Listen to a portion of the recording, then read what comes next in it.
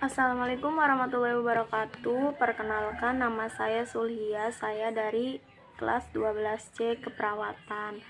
Di sini saya akan menyampaikan materi IPPD mengenai kolera. Pengertian kolera. Kolera adalah penyakit infeksi diare akut yang disebabkan oleh bakteri Vibrio cholerae serogroup 01 atau 0139 dalam khusus halus. Kolera juga bertanggung jawab terhadap 2,9 juta kasus dan 95.000 kematian per tahun di seluruh dunia. Kolera merupakan penyakit yang menular melalui makanan atau minuman yang terkontaminasi bakteri. Kondisi ini biasanya mewabah di daerah yang padat dengan penduduk dan memiliki lingkungan yang kotor. Kolera ini ditandai dengan diare yang dengan tinja yang cair dan berwarna pucat seperti air cucian beras.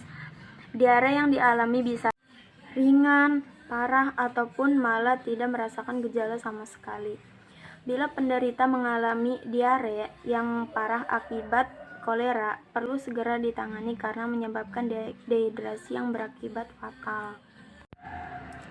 Kolera disebabkan oleh infeksi bakteri yang disebut dengan Vibrio cholerae yang hidup di alam bebas seperti sungai, danau, ataupun sumur. Contoh jenis makanan yang dapat menjadi sarana penyebaran bakteri kolera adalah makanan laut seperti kerang dan ikan, sayuran dan buah-buahan, biji-bijian seperti beras dan gandum. Di sini juga terdapat beberapa faktor yang bisa meningkatkan resiko terjangkitnya bakteri kolera, yaitu hidup di lingkungan yang tidak bersih, tinggal serumah dengan penderita kolera, bergolong darah O. Gejala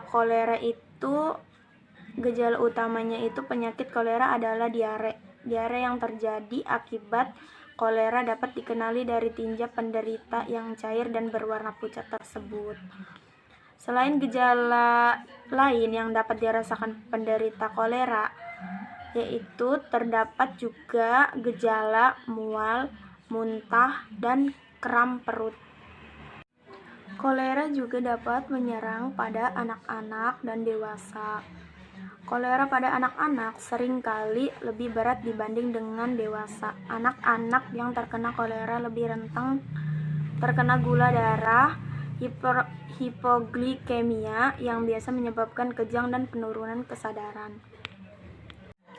Kolera dapat menyebabkan seseorang mengalami dehidrasi. Gejala-gejala dehidrasi akibat kolera yang harus diperhatikan antara lain yaitu mulut terasa kering, merasa sangat haus, tubuh terasa lesu, mudah marah, jantung berdebar, mata tampak cekung, kulit berkerut dan kering, urin yang keluar hanya sedikit atau bahkan tidak ada.